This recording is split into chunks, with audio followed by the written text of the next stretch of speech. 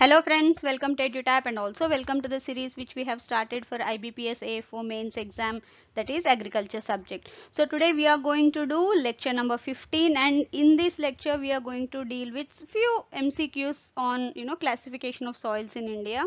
See, based on the type of soils, there are various kinds of soils in India like alluvial soils, black soils, laterite soils, red soils, forest soils. So based on this, we are going to do few important questions that are related to or important for IBPS AFO mains exam.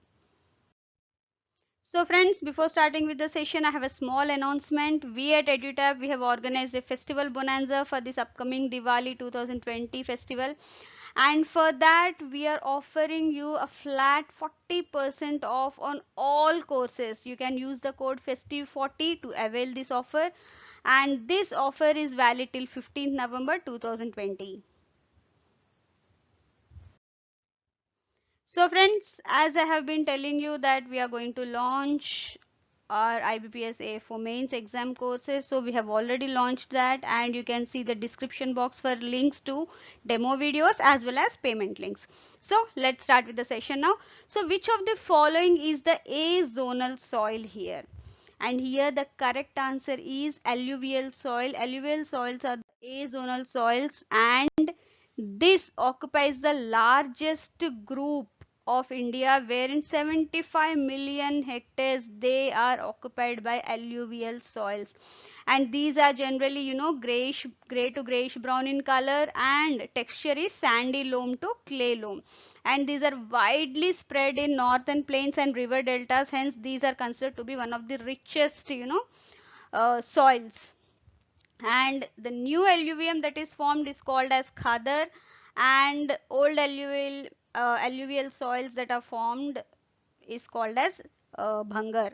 And alluvial soils are rich in potash and lime, but whereas they are deficient in nitrogen, phosphorus and humus, hence these need to be added at frequent intervals whenever required as per the crop requirement.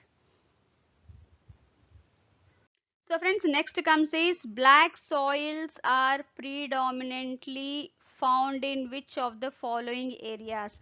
Yes, the correct answer here is Deccan Plateau. Deccan Plateau is the area wherein black soils are abundantly found.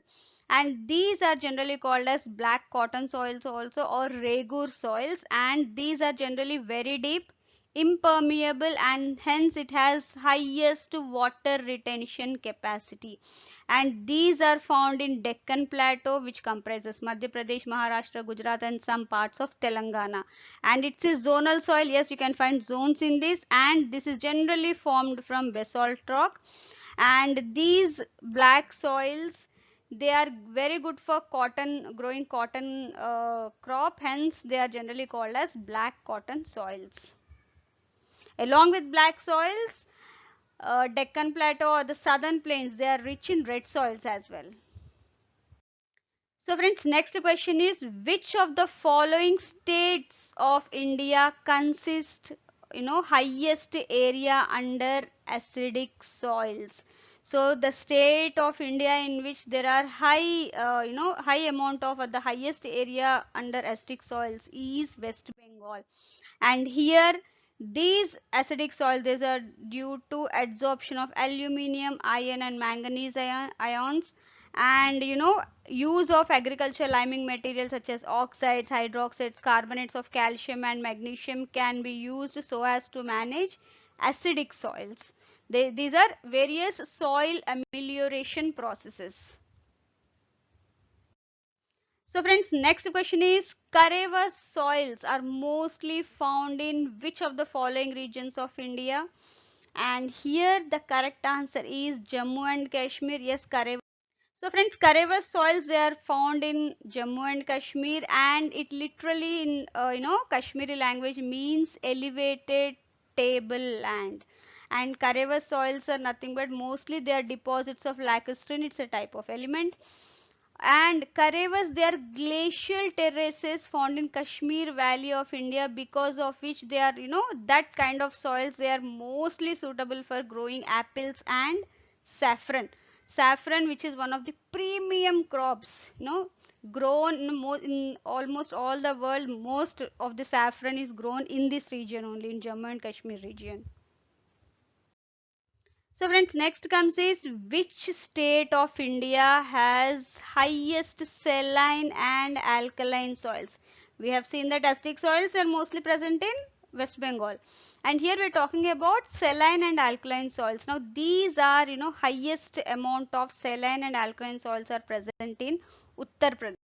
So friends, saline and alkaline soils are mostly present in Uttar Pradesh, and as you can see here, the saline and alkaline soils pH is greater than 7, and as you can see here, saline soils, their pH is less than 8.5, and ESP, exchangeable sodium percentage, which we have discussed last time also in one of my last lectures, it is less than 15 here, and electrical conductivity is more than 4 millimos per centimeter. At the same time, alkali soils has ESP which is greater than 15.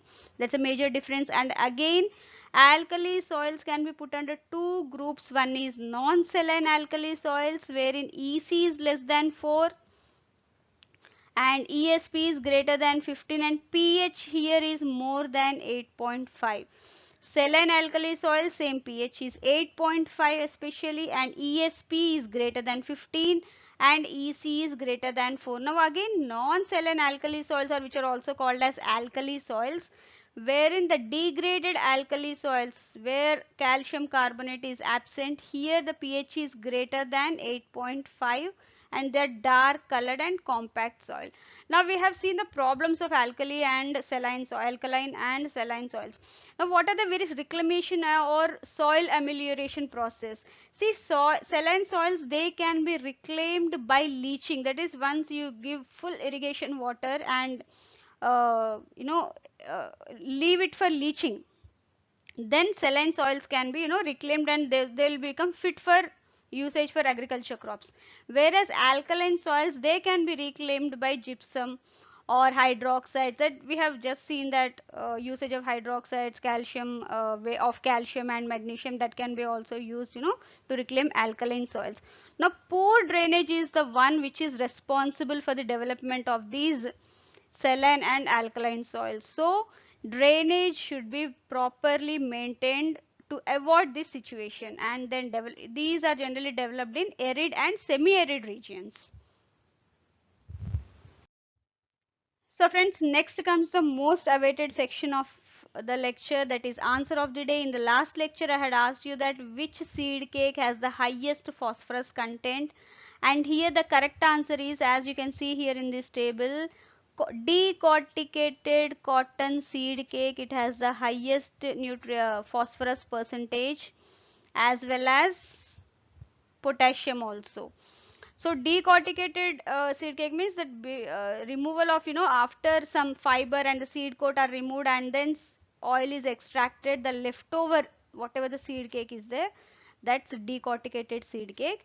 And similarly, safflower, after the decorticated cotton seed cake, decorticated safflower cake also has next highest phosphorus content,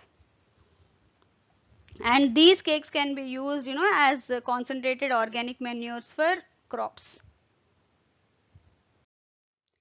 So friends, question of the day for today's lecture, the question is, which plant nutrient is most essential for oil seeds and pulses because it improves oil content and protein content in oil seeds and pulses respectively. See, all the nutrients are important for the growth of the plant, but this particular nutrient is very most essential for, especially for oil seeds and pulses, for improving their oil content and protein content respectively. So thank you very much friends for watching this video, and if you have any queries, please write to us at hello@edutype.co.in, and if you have any queries, you can even reach us at the number given here. Thank you very much.